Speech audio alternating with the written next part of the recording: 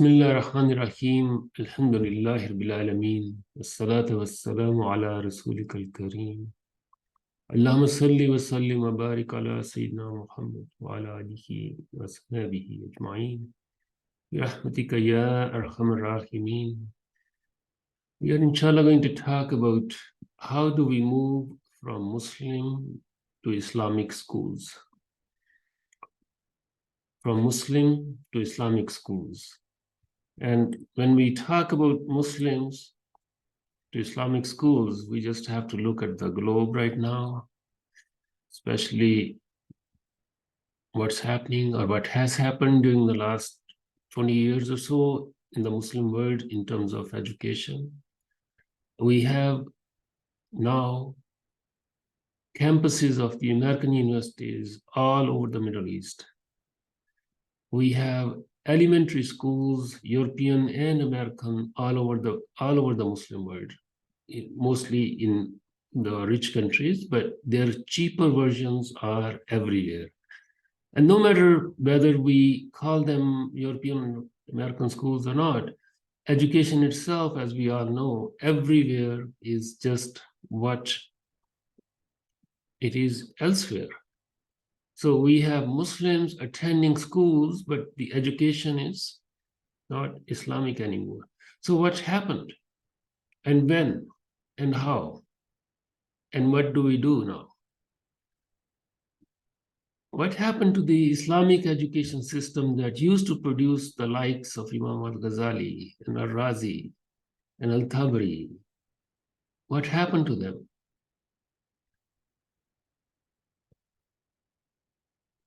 Perhaps there is no way to pinpoint when the Islamic education system collapsed, but we can have a very good idea that it wasn't sudden. It was a slow suffocation of the inner energy of something happened to us. Something happened to our civilization and when? Perhaps we can have some idea by looking at the transformation that happened in the 17th century. Now, I'm not saying that this is the century when the Islamic education system died, collapsed, suffocated. But if we look at pre-17th century situation, in terms of production of knowledge on a global basis, we can have a very good idea that until the beginning of the 17th century, and this is again not a cutoff date, we are talking about civilizational processes, the balance of power, the balance of economic activity, the balance of production of knowledge is still on the other side of the Mediterranean, meaning from here, from Canada, the other side is our place where Muslims have lived for centuries, Darul Islam. But starting with the death of Mullah Ali Qari, Mullah Ali Qari is one of the greatest scholars our tradition has produced, and he was from Herat, from Afghanistan. He died in 1605. When we say the 17th century, of course, we are talking about the Christian era, and that corresponds to the 11th century. Actually, it's the 17th century, January 1st, 1600 begins on the 14th of Jamadi 2nd, 1008. So that's the 11th century. They don't correspond, but the end of the 17th century is Rajab 10, 1111 after the Hijrah. If we look at what is happening in this fatal century, on the one side of the Mediterranean, we have Galileo, we have Kepler, Bacon, Newton, Descartes.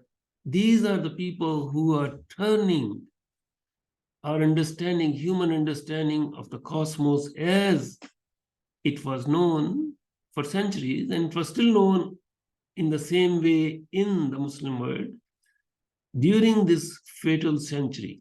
And I'm calling it fatal century because this is where the turning is happening. So who do we have in the Muslim world in the 17th century? which is our 11th century. Mullah Ali Qari, Rahimullah, passed away in 1605. And then we have a few people, we can name them. And they are, if we look at the works of these people, these are great scholars in their own right. Burhānuddin Ibrāhīm al-Kūrānī, Ahmad Sarhandi in India. Again, we have Abdul Haq al-Dahlawi and Khairuddin Ramli. So the balance of production of knowledge is shifting in this century. And we have three great empires with enormous resources: the Mughals, the Safavids, and the Ottomans. And if we look at the two civilizations on both sides of the Mediterranean, what is happening here? We have a list of inventions, discoveries, and practical applications of laws which were being discovered. Like, there are great forces in nature. Galileo just didn't discover this suddenly. The force of gravity has always existed. He just happened to formulate it in laws which were applicable. Likewise, Kepler, likewise, Robert Boyle's law of gases. It's so, in retrospect, it seems so easy. If you have 1 liter container, sealed container, and there is a certain amount of gas in that container, and then you reduce the size of that container to, say, half of that or quarter of that, what would happen? The pressure would increase in that container with the same amount of gas. Someone would later on come along and say, oh, I can make a steam engine because I can condense the size of the chamber where the steam is being produced, and now suddenly there is tremendous amount of energy available to do what they did. On the other hand, what do we have in the Muslim world, in our world? Look at the tafsir history. Like, if this is going to be a judge, how much scholarship is coming out?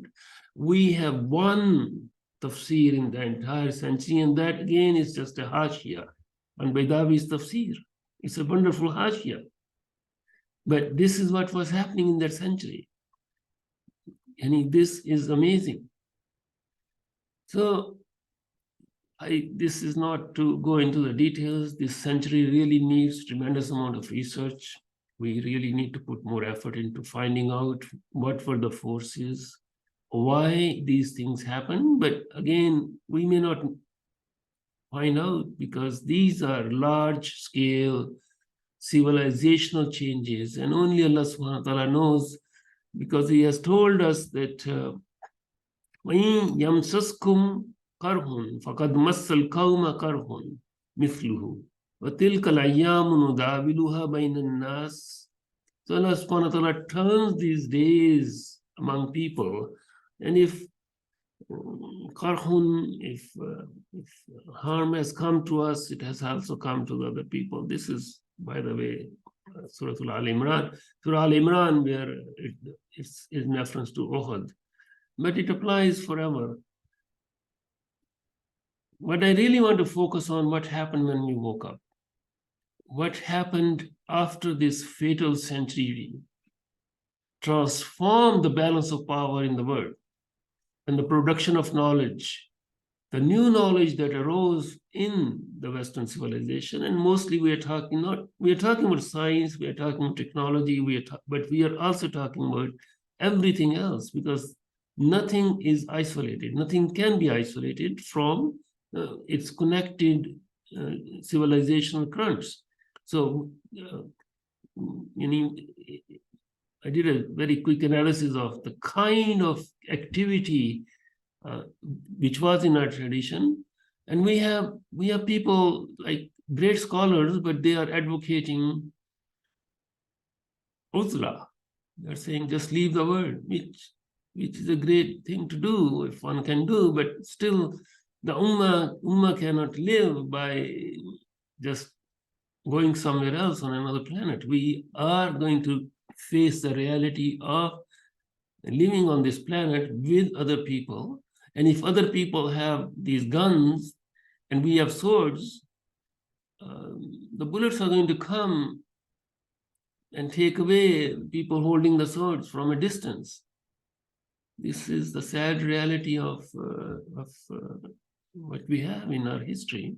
Human history is just like that. Power rules. Now, those people who are advocating uzla, why they didn't realize that there would be no place left on this earth for uzla, where you can find refuge? Like this shift in balance of power would actually make the deepest deserts impossible to live in, because this technological invasion would actually reach there, and this is what we are seeing now. Nevertheless, again, the 17th century is, I'm obsessed with it to the extent of never being able to leave it, because this is where I think the balance changed, and Allah subhanahu wa ta'ala knows the best. What happened when we woke up? When we woke up, we had Napoleon's army in Alexandria, in Iskandria, and he arrived without the knowledge of anyone, 1798. And when he came there, he didn't just come with soldiers. He came with scientists, he came with scholars, he came with historians, he came with people who had studied Egypt in depth, and they gave birth to a separate field of investigation and knowledge about Egypt itself. Nevertheless, when we woke up, we found ourselves in this situation which Marshall Hodgson has really put it right, although he was a century off in his time frame. He said the impact of the Great Western Transmutation, the generation of 1789, is so broad that it had a far-reaching impact on the rest of the world. This broad transformation had far-reaching effect not only among Europeans, but also as soon in the world at large. Its long-run implications for us all have not yet been entirely manifest. Some of them will be taken up in later, so this is in the book. But the important point that he's making is that after this establishment of the European powers through Industrial Revolution, the French Revolution, all the rest, there was no place left on earth which could avoid the impact of what was happening in Europe. And he says 1798, but this is in fact a century earlier, like during the course of the 17th century.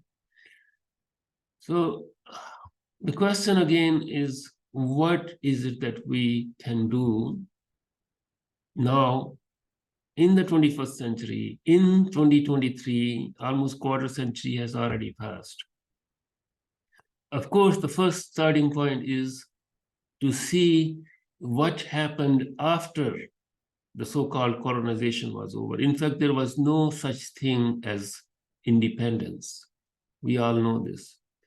When, after a century, century and a half, depending on which country, of colonization ended soon around the Second World War, before and after country was born with the father of the country, with an ideology, with a system in place, with educational system totally transformed, with the entirety of Islamic tradition either desecrated or reduced to these madrasas, where Allah have mercy on them.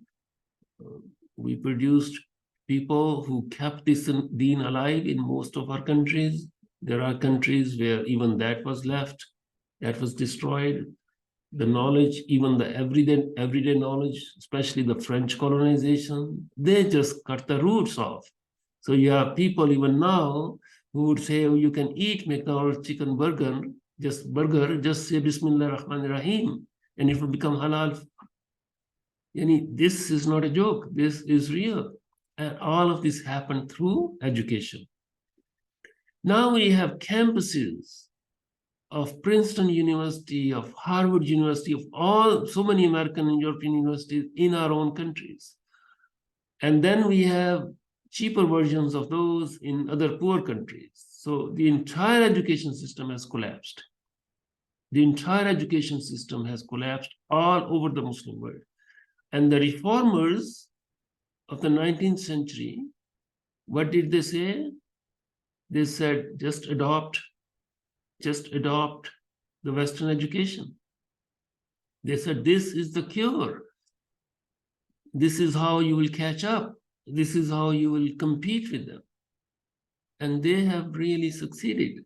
So Sayyid Ahmad Khan's, remember what he said when I don't want to disparage anyone, but when he went to London to get his Victoria Cross, the lowest order, the lowest civilian award that they gave him because what happened in 1857. He saw the streets and he saw the cleanliness and he saw the street lights in London. And he said that without exaggeration, and I'm quoting him, this is in Musafiran in London, it's his travelogue. Without exaggeration, I can say that the best of the natives, the most educated of the natives, this is paraphrasing, but the quote is there in several other places I've written about, that the best of the natives is like a dirty animal compared to the English. The best of us was to him like a dirty animal. What happened? Like how could, and Ibn Khaldun had already said that the conquered nations are psychologically conquered as well. So that's a different topic. The question today is, how do we transform now that this destruction has taken place? And Allah subhanahu wa ta'ala has given us tremendous resources. One could not have imagined even 50 years ago the kind of resources the Muslim Ummah has now. Even like 50 years ago, one could not have imagined that we'll be praying close to the Arctic. There will be so many millions of us in these lands of the West. So we have a great challenge. We have a great opportunity as well with these resources. The thing is that when we woke up, even from post-reformist agendas, what did we do? We have the Islamization of knowledge movement. Ismail Rajai, may Allah have mercy on him, Sayyid Naqib al-Attas, Dr. Sayyid Hossein Nasr. And these are great scholars, and they all try to inject into that sleeping ummah the desire to wake up and say, it's enough, 300 years of sleep is enough, please wake up, look at what's happening to you, to your children. So this great conference that we had in Mecca, the first international conference on education, it produced results, and they established these 6 so-called Islamic universities, but they all turned to be totally secular universities. I have first-hand experience of at least one of them very closely. Islamization of knowledge produced higher level critique and some pointers, but nothing transformed at the operational level. We have hundreds of schools in North America and Europe, probably thousands. They're all Muslim schools where Muslim children go, and what do they study actually? What is the worldview that is being given to this next generation? It doesn't differ from the rest in most cases. There may be an odd exception. So, in the Muslim countries, there is not even a hope of anything there anymore, because where do people want to put the brightest of their children? To the American school, or the cheaper versions, to other so-called English medium schools. There's nothing wrong with learning English. We all speak English, but it's the worldview that we carry. So where do we start is the question. How do we transform these Muslim schools into Islamic schools? I don't have answers. I don't pretend to have answers. Allah subhanahu wa ta'ala knows best. But after studying this thing for so long, Ibn Furak, he came up with these 10 foundational principles, al-Mabadi al-Ashra. And this is the 4th century, the 5th century Hijrah. I think it's 432, 430, around that time he died. And he wasn't alone. And what had happened by then was the Greek translation movement of translation movement from Greek to Arabic had produced tremendous amount of knowledge in philosophy, in sciences, in medicine, in psychology, in all fields, which had produced a tremendous fissure with the worldview that Allah subhanahu wa ta'ala gave us in his book. So there was a huge struggle for 300 years or so, because there were people who were impressed, and they were, the knowledge that came, Aristotle is not easy to get rid of. And we have people, we have scholars, we have philosophers in our own tradition who said, well, actually, I don't need revelation. Human intellect is enough to know what to do. These are Muslims saying that. So our scholars, Ibn Furak, rahmatullah, Allah have mercy on him, is one of the first ones who came up with these 10 foundational principles. And he said, these are like filters. Just put everything through these filters and see what comes out on the other side. Take what comes out. And of course, the great synthesis happened through Imam al-Ghazali, rahmatullah, Allah have mercy. He's just a great scholar. We probably don't have anyone like him in our tradition. And he just, in Ihya, he just gave us a recipe, 40 books of practical as well as theoretical knowledge. So the synthesis of all of this is that if we were to do one thing, if we were to take 4 core subjects and construct a framework for teaching those 4 core subjects from the Islamic perspective that we construct. So these 10 principles, al-Mabadi al-Ashra, they sometimes use inna mabadi kulli fannin ashra or inna mabadi kulli ilmin ashra. They both mean the same thing, that there are foundational principles, 10 foundational principles of every branch of knowledge. So fun and ilm, fun at that time was used as ilm. Every branch of knowledge has 10 foundational principles. If we were to apply these 10 foundational principles to the 4 core subjects that we now have, which is science, language arts, history, social studies, and mathematics, then we construct a framework.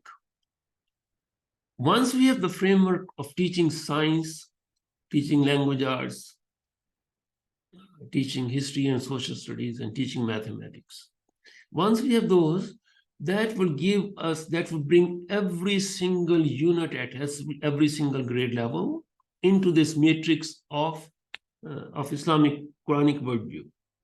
But before we do that, we also need to apply these to the field of education itself. Now, the field of education, we are talking about al-tarbiyah wal-ta'lim, not just theoretical, but actually tarbiyah. Tarbiyah is part of our education, this transformation of the person whom we are teaching. This child who was born upon fitrah, he or she is a real human being. And the process of education itself means that it's not just 2 + 2 is being taught. It's the tarbiyah. It is a transformation of the human person, because Allah subhanahu wa ta'ala sent all messengers, and it is last messenger to do what? To transmit the book, to do the tazkiyah as well, and to teach al-hikmah. This is what Allah subhanahu wa ta'ala, and he is our teacher. The Prophet Islam is our first teacher. So what are these principles which can be applied to every single branch of knowledge? Al-Hadd. Al-Hadd is the definition. And this, they changed the al-Hadd wal-Mawdu wal-Thamara. So al-Hadd or al-Mawdu, the subject, or it's also, these are different terms, but they all go back to the same. Al-Hadd is the definition. So let's say we want to use these principles to teach science. What would be the definition of the subject of science? Meaning, what does science do? What kind of science are we talking about? So we have ilm, which is translated as science, which produces great amount of confusion, because if sciences of the Quran and the sciences of geology, they are both sciences, then where is the distinction? And we have the transmitted knowledge and we have the acquired knowledge. We have these two broader kinds and divisions of knowledge.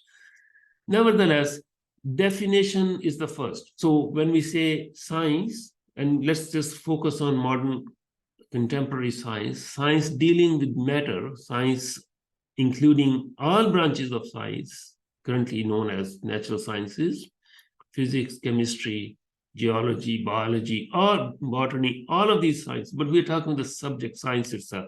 What is the definition of science from the Quranic perspective? How would we define science? So we apply these principles to all these core subjects. So if we say science is the branch of knowledge that studies XYZ, what is that? It all goes down to, if we don't take even psychology as some kind of material, but most sciences would be the study of one or the other kind of matter: physics, chemistry, biology, botany. Ultimately, they all deal with the material world. So the first question would be the object of study. In this case, it's the material world, the heavens, so-called heavens, samawat, astronomy. What are we studying? And what is the Quranic concept of the object of study? And then they say, al-Mawdu, what is the subject matter of this science? Al-Thamara, what is the benefit of studying this science? And then Masail, what does it deal with? And then we have the sources. How do we really study? Who was the founder? Who was the founder of this branch? So we have history of science. Like, who is the founder of the science that we are going to teach this grade 6 class in any given city today? What is the definition? What are we going to teach? Science just started with Mr. Newton somewhere in the 17th century, or does science has history in itself? So who is the founder of science as we know it today? There is a break, of course, in the 17th century, but break doesn't mean that nobody studied the natural world before Newton.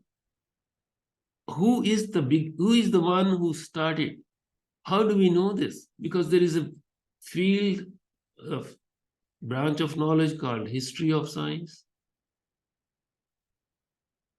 All of this needs to be included. And al-Fadl, what is the comparative rank of this branch of knowledge compared to another branch of knowledge? That really is the real vaccine for this scientism that is spread in our countries now, that everything, science is the highest determiner, science is the highest branch of knowledge. What is the rank of science compared to other branches of knowledge, such as al-Qur'an, al-Hadith? Like, what does science do ultimately? Of course, it's going to give us artificial intelligence one day, but yes, we will take that, we will engage with it, we'll engage with every sub-branch of this subject in the courses or what we teach, but we need to have the overall framework. And finally, al-hukm al-shari. What is the ruling? What is the legal ruling about this branch of knowledge that we are going to study? And the legal rulings are not any human rulings. These are the rulings of Allah subhanahu wa ta'ala. And the classical example is of the study of what is in the sky of this dunya. The sama dunya has objects which turn and rotate and go in an orderly way, one after the other. And all of these, branch of astronomy, which was, by the way, the highest, the most advanced research in astronomy in the 15th century, was in Samarkand, in this observatory of Ulugh Beg, where Jamsheduddin Kashani went. And he left this beautiful letter to his father, which was translated in 1960 by Edward Kennedy, which is just a wealth of information about real eyewitness account of what is happening. This Ulugh Beg is the Sultan who can solve the most complicated mathematical equations sitting on the horseback, and he's Hafiz of the Quran, and he's a faqih, and he's a legal scholar, and he's a mufti, all in one. So if we bring in the history of science, we are talking about continuity of science all the way, not just stopping at the Islamic tradition, but all the way to the beginning of science. And then we give this historical depth to our children. And then they won't be psychologically damaged. We won't damage them because now there is a comparison. This is a history that goes back all the way to the beginning of human civilizations and cultures. So, and then we tell them that science is a civilizational activity. Science doesn't happen in vacuum, meaning this relationship, al-nisbah. This is such an important foundational principle. What is the relationship of this science with other branches of knowledge? So when we study that, we understand that science, the activity of science, is actually an activity within a civilization. The same civilization that produced, for example, Shakespeare in the same century, the 17th century. What was happening in other branches of knowledge in that civilization? What was the metaphysical shift that helped Newton and Kepler to do what they did?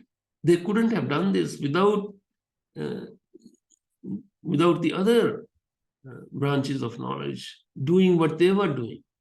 We could not have the dichotomy of soul and body, for example. We could not have produced science without that. So Descartes is part of that whole revolution, the so-called scientific revolution. By the way, there are several scientific revolutions. Again, this is a very myopic view that only one scientific revolution happened, and that happened in Europe, and that happened in the 17th century. So we give all of these. So we apply these to the core subjects: science, language arts, history, social studies, history and social studies, and mathematics. Once we have these frameworks for all of these, then we actually gather teachers from around the world on one platform. These teachers are the front, these are on the frontiers, like they actually go to the classroom. They are actually the frontline workers in this change. They are the ones who are going to make the difference in the lives of these millions of our children everywhere in the world. If they know how to teach this unit on shadows and the movement of the apparent movement of the sun, for example, if they know these foundational principles, if they, and we shouldn't expect that everyone is going to know this, but at least if we have class-ready material from this framework in all four core subjects, and then we use those those class-ready materials to refine over the generation, perhaps, then we can begin to have Islamic schools instead of Muslim schools. So this is a long journey, but long journeys are wonderful. They are just wonderful because they don't end with our own lives. And that gives a transcendent meaning to our own small little lives. So I really hope that people will join hands all over the world. I see one of the benefits of this technological age that we are living in is really that we can cooperate from across the world to do what is needed in this journey of ours that Allah subhanahu wa ta'ala has granted us these breaths to live and these lives to live and these places to be. We couldn't have done this on our own. So I really hope that we begin with developing these frameworks, starting with education and then the four core subjects. Once the frameworks are in place, then we gather those frontline people who really need these resources. And we systematically look at the outcomes required, and the outcomes are more or less the same all over the world. Like there may be countries with specific curriculums, but if we look at the overall understanding of heat and cold, for example, and laws of motion and language arts, what are we doing in those? Everything is common at the foundational level. We are teaching in language arts, for example, we are teaching persuasive writing. We are teaching writing a travelogue or biography, poetry. So no matter what we are doing, at the foundational level, we can have common principles. Likewise, what is the Quranic concept of history, for example? Once we have that in place, then we have everything in place. We bring everything into this framework. So the history, human history is one of the key domains from where Allah subhanahu wa ta'ala brings data, actual events, just as he does from the natural world and from the human nafs. These are the three domains in the Quran which give us really a very solid foundation to construct this framework of teaching these subjects. And mathematics is just harmony. Mathematics is the language that really is beyond every other subject. It's present in every branch of knowledge. So if we have this understanding that the science, natural sciences, all of them, they study the material world. The material world is the everything that we can actually touch and feel, and everything that has matter in it. and we know who created the matter, why, for what purpose, for how long. Did the Big Bang just happen by itself? Like, how did this all start? If we have that framework, if we have the Quranic framework, likewise, the languages, what is a language? What is any language? This Al-Farabi, though, he was one of those who got so impressed by Aristotle that, but nevertheless, he wrote this book, Kitab al-Haruf, the book of letters, because every language is ultimately, the building block is letters. And who taught these languages? Allama al-Bayan, Khalaq al-Insan. Who did that? And what is a language?